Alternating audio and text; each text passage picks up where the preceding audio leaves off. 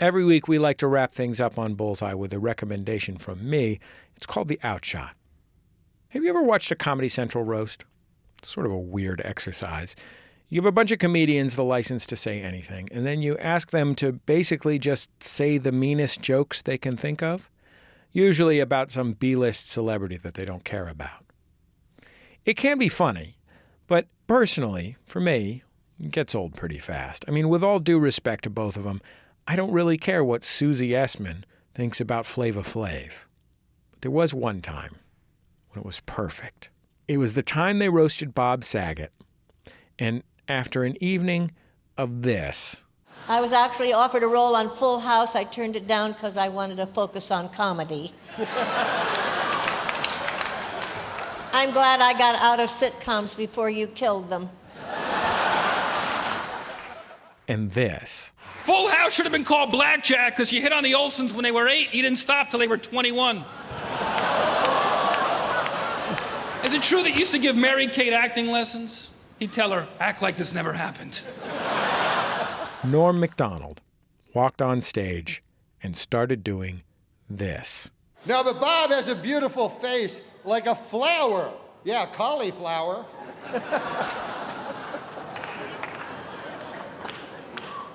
No offense, but your face looks like a cauliflower. Norm MacDonald's comedy often trades subtlety for almost absurd plainness.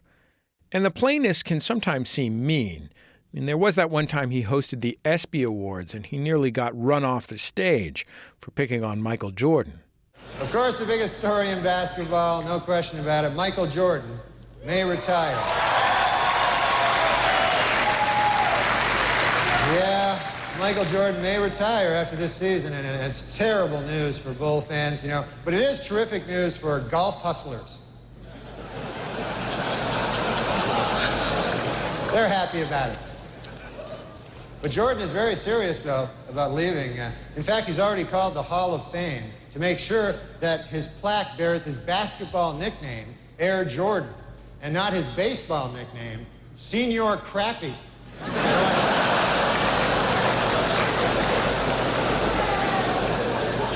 That would just be disrespectful, you know? But Norm is good friends with Bob Saget, and so he took his plainness and kind of turned it around. He stood on the dais on national television with a stack of note cards, and for nearly 10 minutes, he just told jokes out of joke books. No, there are times when Bob has something on his mind, when he wears a hat.